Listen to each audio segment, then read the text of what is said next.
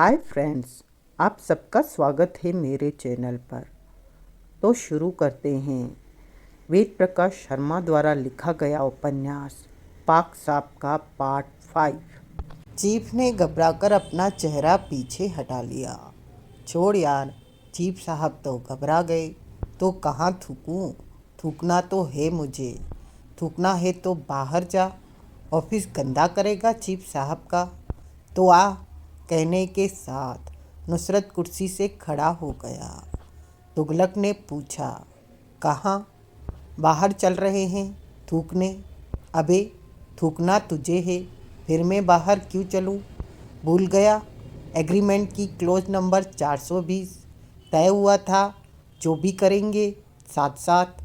अबे, मगर थूकने की बात अलग है। मुझे जब गुस्सा आया ही नहीं तो थूकूंगा क्यों?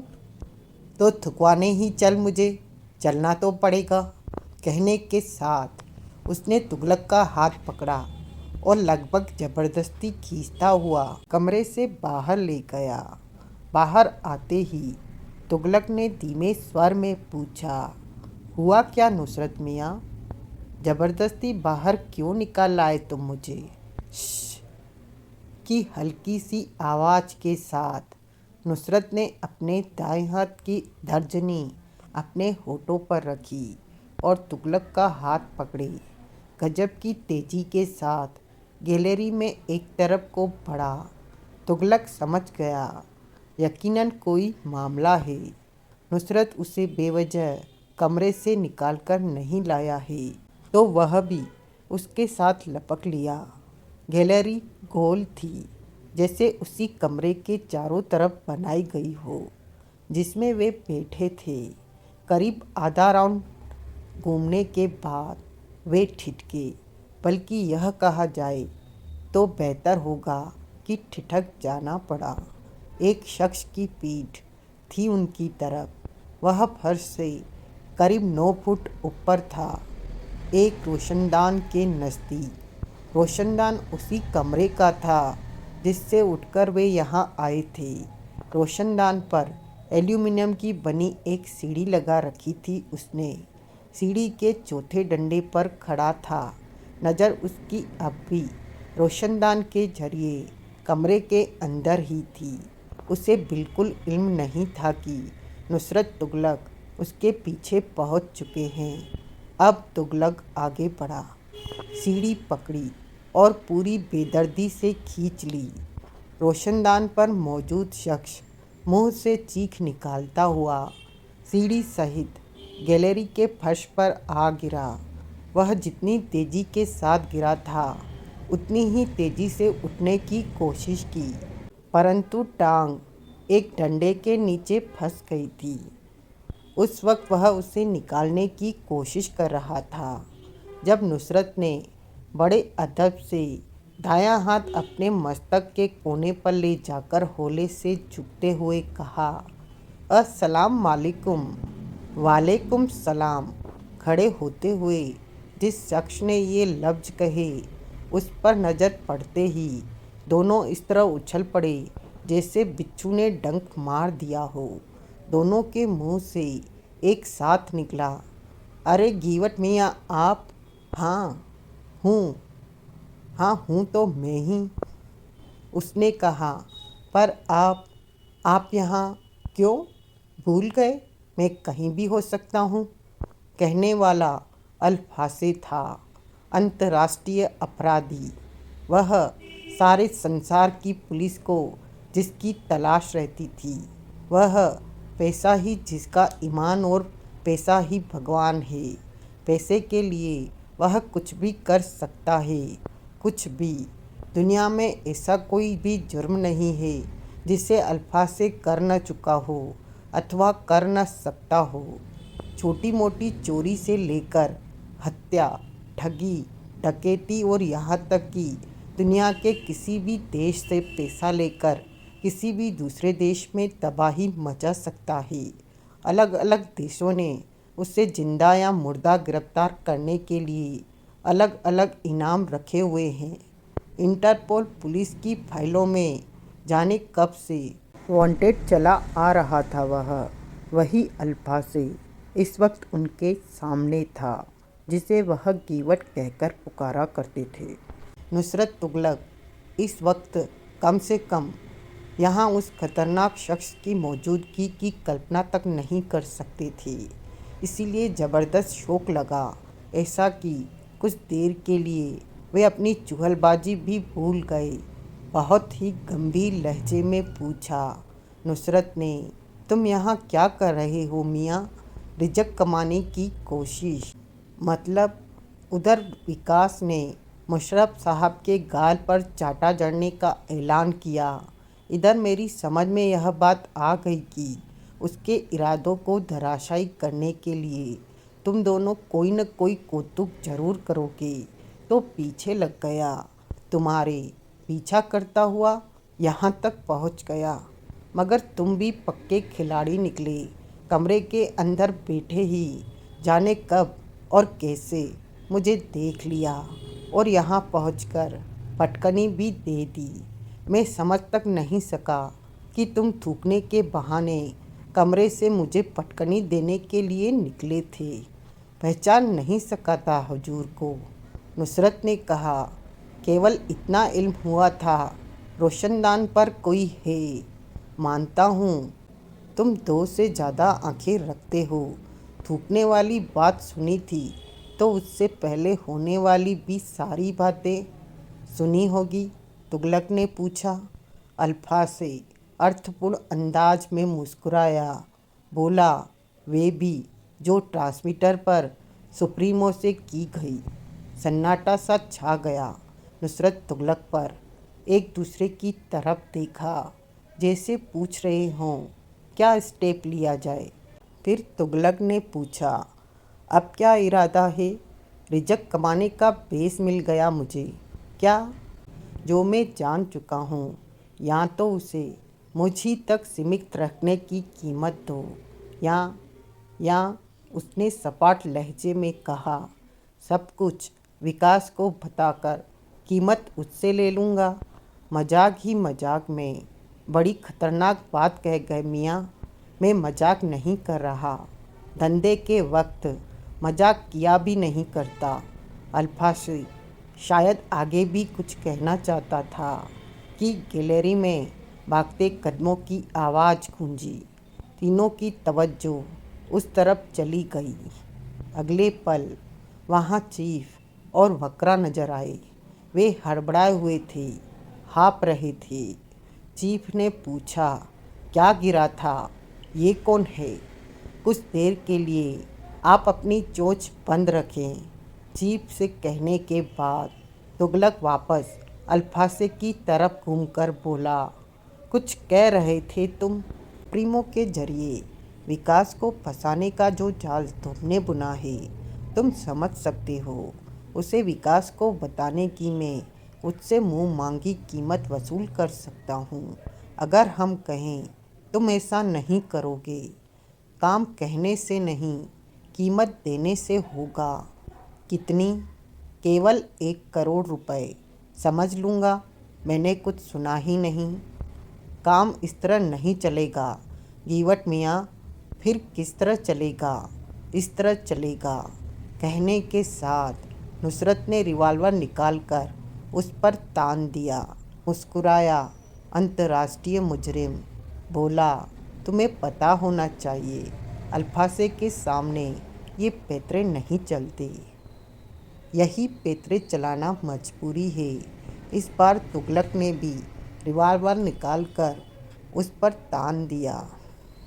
हालांकि रकम तुमने ऐसी नहीं मांगी है जो दी न जा सके। छटंकी की जान की कीमत 1 करोड़ से कहीं ज़्यादा है, मगर एक बार पहले भी आजमा चुके हैं तुम्हें।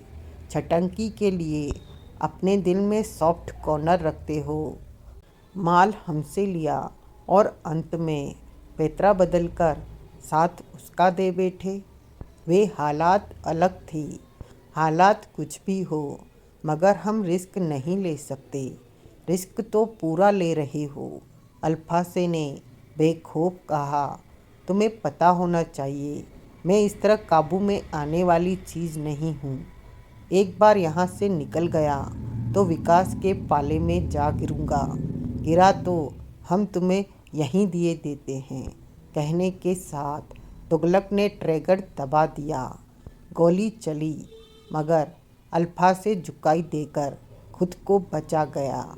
गोली पीछे वाली दीवार से टकराकर शहीद हो गई। किस्सा खत्म नहीं हुआ था यहाँ से तो शुरू हुआ था। गोलियों की आवाज़ें निरंतर गूंजने लगी। दोनों लगातार ट्रिगर दबा रहे थे। गोलियां अल्फा से पर झपट रही थी परंतु एक भी गोली छू नहीं पा रही थी उसे।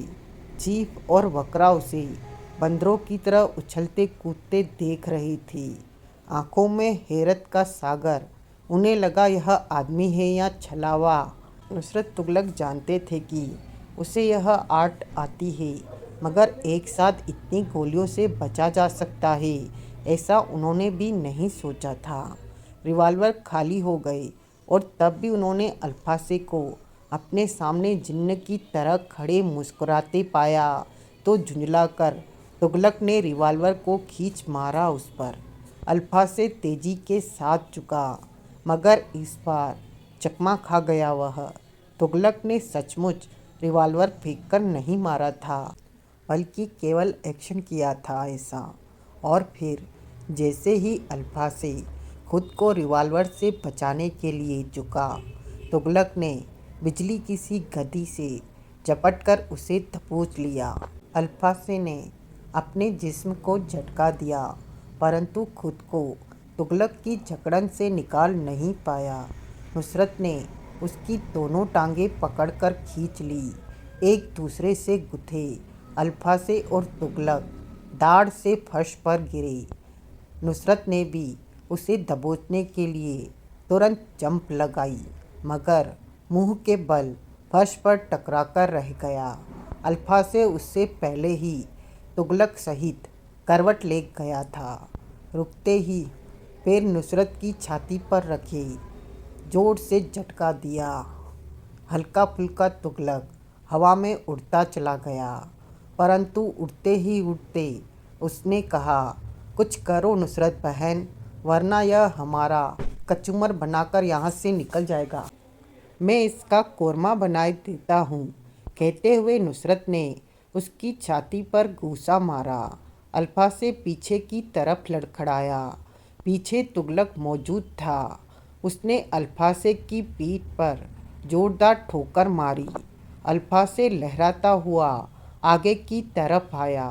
गिरने ही वाला था कि नुसरत ने गिरने नहीं दिया। इस तरह उनकी गुट्टी चढ़ गई थी और जब गुट्टी चढ़ गई यानी कमान उनके हाथ में आ गई तो पलटकर उसे उन्होंने अल्फासे के हाथों में नहीं पहुंचने दिया। जानते थे यदि ऐसा हो गया तो ये अंतर्राष्ट्रीय मुजरिम उनके काबू से बाहर हो जाएगा। नुसरत तुगलक नाम के नमूनों की गुड्डी अगर एक बार चढ़ जाए तो दुनिया का बड़े से बड़ा शातिर उनसे पार नहीं पा सकता। यह बात उन्होंने यहाँ भी सिद्ध कर ली। अल्फासे को बॉल बनाकर वॉलीबॉल खेल रहे थे वे। रुके तब जब अंतर्राष्ट्रीय शातिर बेहोश हो गया। जब सचमुच बेहोश हुआ था तब नहीं बल्कि तब जबकि उन्हें यकीन हुआ कि वह बेहोश हो चुका है। 5-7 हाथ तो उन्होंने अल्फासे के बेहोश जिस्म पर भी जमा दिए थे।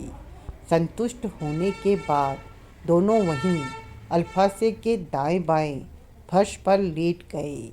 लंबी लंबी सांसें ले रहे थे वे, ऐसी जैसे मैराथन की दौड़ जीत कर आए हों। होशो हवास ठिकाने पर आए तो नुसरत बोला, तुगलक बहन। हाँ नुसरत भैया। तुगलक अभी भी हाँफ रहा था। इस कीवट की औलाद ने तो कलपुर्जे हिलाकर रख दिए मेरे भी। पर अंत में फतेह का झंडा हमने ही गाड़ा। दुनिया के नंबर 1 जासूस ऐसे ही थोड़ी कहलाते हैं हम। कुछ बात है ऐसी जो हस्ती मिटती नहीं हमारी। तो फिर धरती क्यों चाट रहे हैं हम, सांडों की तरह हाँफ क्यों रहे हैं। ऐसी हालत हो जाना तो तौहीन है हमारी। ऐसी हालत होगी तेरी। तुगलक इस तरह उछलकर खड़ा हुआ जैसे शक्तिशाली स्प्रिंग ने उछाला हो। एक पल उनके बीच केवल एक ही पल की खामोशी छाई होगी कि चीफ ने बेहोश पड़े अल्फासे की तरफ देखते हुए कहा, गजब का आदमी था ये भी। मैंने आज से पहले किसी को गोलियों से बचते नहीं देखा। था नहीं चीफ मियाँ, है, अभी भी मौजूद है ये, मरा नहीं है, केवल अंटा गाफिल हुआ है। हाँ मगर जानते हो कौन है ये? कौन है? रहने दे यार, नुसरत ने कहा। नाम सुनकर पेशाब निकल जाएगा चीफ साहब का। तुगलक बोला, वही तो निकालना है तो बता दे। चीफ साहब, इसे अल्फासे कहते हैं। अल्फासे? सचमुच हलक से चीख निकल गई। संभाल कर, संभाल कर, बदलने के लिए दूसरी पेंट भी नहीं है यहाँ। क्या यह वही अल्फासे है? अंतर्राष्ट्रीय मुजरिम, सारे संसार की पुलिस को जिसकी तलाश है। बेहोश अल्फासे पर आंखें केंद्रित किए चीफ कहता चला गया, जिसके बारे में कहा जाता है कि यह शख्स आज तक महामहिम सिंघही और प्रिंसेस जैक्सन तक के काबू नहीं आया। वही, बिल्कुल वही है ये। आज तक तुमने इसका केवल नाम सुना था, आज दर्शन भी कर लो। मगर ये यहाँ कैसे आया? इसके बारे में एक और बात कही जाती है। यह चाहे जब चाहे जहाँ हो सकता है। पट्टा सूरज पर भी नजर आ जाए तो आश्चर्य व्यक्त करने की जरूरत नहीं है। वैसे फिलहाल तो यह खुद ही बता चुका है। हमारा पीछा करता हुआ यहाँ पहुँच गया। हाय, हम न हुए 16 साल की कन्या हो गए। इसने सुन लिया है कि हम विकास को किस जाल में फंसा रहे हैं। उसी की तो फीस मांग रहा था। पट्टे का कारोबार ही ये है। पर यह तो बड़ी खतरनाक बात है। वह कैसे? जैसे कि यह धमकी दे रहा था। अगर इसने यह इन्फॉर्मेशन विकास को बेच दी तो ऐसा न कर सके, इसलिए तो लंबायान किया है। अब आप इसका क्या करेंगे? हमारा मिशन पूरा होने तक तुम्हारी कैद में रहेगा। माँ मेरी, मम्मिया क्यों रहे हो? हाँ, मेरे ख्याल से ऐसे खतरनाक आदमी को ख़त्म ही कर देना चाहिए। न रहेगा बांस, न बजेगी बांसुरी। एक बार फिर अपने ख्याल की बत्ती बनाकर वहाँ ठूस लो जहाँ से दस्त करते हो। जी, कोहिनूर का नाम सुना है? सुना है। हथौड़ा मारकर कोई तोड़ने की बात करता है उसे? ना, नहीं। वैसा ही कोहिनूर यह हस्ती है, इंसानी कोहिनूर। ऐसी हस्ती को ख़त्म नहीं किया जाता, हिफाजत से बड़ी सुरक्षा के बीच रखा जाता है ताकि वक्त ज़रूरत पर काम आए। आशा? अशरफ ने आशा की आंखों में झांकते हुए कहा, मैंने विकास का पता लगा लिया है। क्या? आशा के अंदर की घबराहट होठों से हकलाहट बनकर निकली। कहाँ है वह? बस यूँ समझो, मेरे इतना निकट है कि जब चाहूँ उसे दबोच सकता हूँ। दबोच न सकूँ अर्थात यह महसूस करूँ कि वह फरार होने वाला है तो वह कर सकता हूँ जो करने का हुक्म मिला है। यानी उसे मार सकते हो? आशा की धड़कनें बढ़ गई थी। जिस क्षण चाहूँ। तो यह काम तुमने अब तक कर क्यों नहीं दिया? अशरफ ने आशा की आंखों में बहुत गहराई तक झांकते हुए पूछा। क्या यह काम मुझे कर देना चाहिए? क्यों नहीं कर देना चाहिए? पूछते वक्त आशा ने भी उसकी आंखों में उतनी ही गहराई तक झांका था। सवाल के जवाब में सवाल मत करो आशा, जवाब दो, दिल की गहराइयों से जवाब दो। क्या मुझे विकास को उड़ा देना चाहिए? सीक्रेट सर्विस के चीफ का आदेश यही है। कलेजे पर पत्थर रखकर आशा ने कहा, भले ही, परंतु कांपता लहजा कह रहा था तो दूसरी कोई बात भला सोची भी कैसे जा सकती है। अगर तुम्हारी राय भी यही है तो ठीक है। कहने के साथ अशरफ ने उस गाड़ी का दरवाज़ा खोला जिसमें बैठा आशा से बातें कर रहा था। अपना बायां पैर गाड़ी से बाहर निकालने ही वाला था कि आशा ने उसे रोकने वाले अंदाज में पूछा, कहाँ चले? वही करने जो तुम चाहती हो। अशरफ का चेहरा पत्थर की तरह सख्त हो चुका था। माँ, मैं? आशा बुरी तरह बौखला गई। मैंने तो केवल वह कहा जो विजय चाहता है, जीत चाहता है। अशरफ ने एक एक शब्द चपाया। जबकि मैंने तुम्हारी राय पूछी थी। माँ, मेरी राय? एक बार फिर आशा हकला कर रह गई।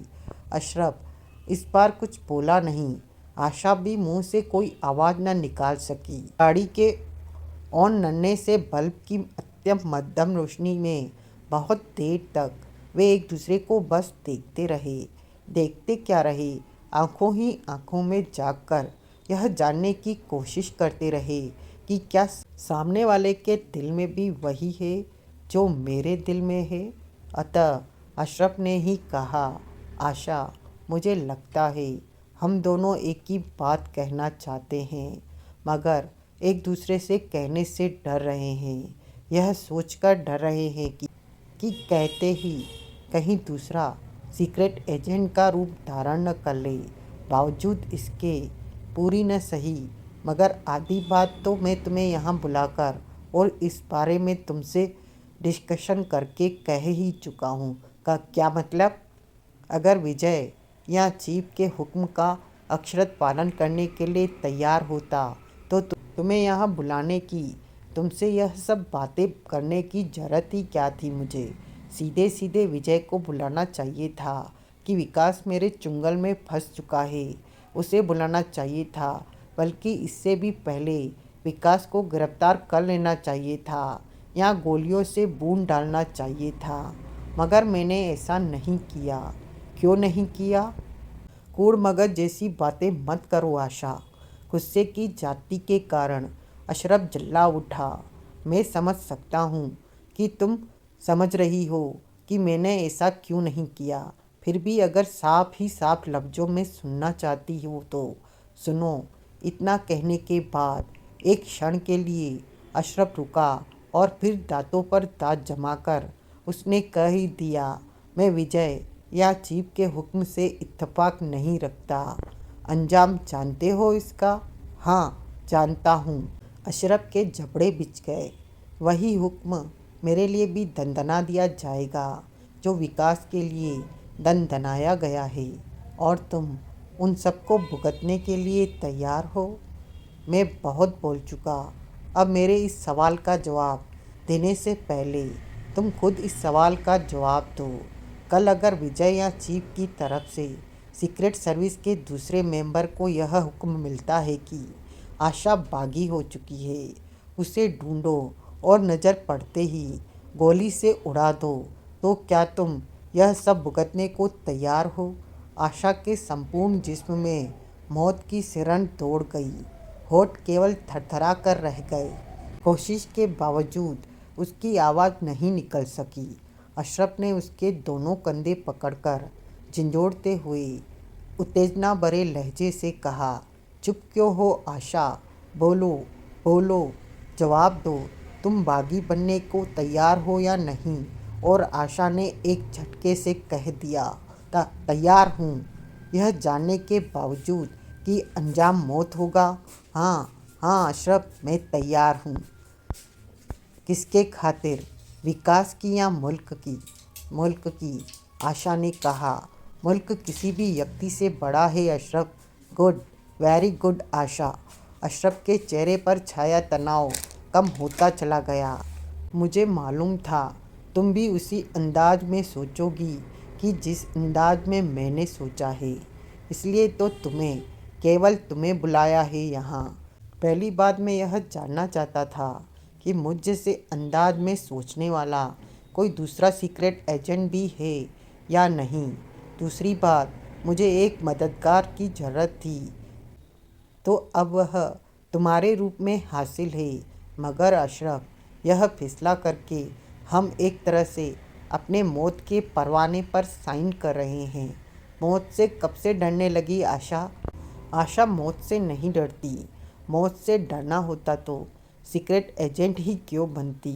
और 1000 नौकरियों में से कोई नौकरी कर सकती थी, मगर ये भी नहीं सोचा था कि सीक्रेट सर्विस की बागी घोषित होकर मारी जाऊंगी। और क्या सोचा था? सोचा यह था कि देश के दुश्मनों से जूझते हुए प्राण निकले। आज की कहानी यहीं तक। आगे की कहानी अगले अंक में।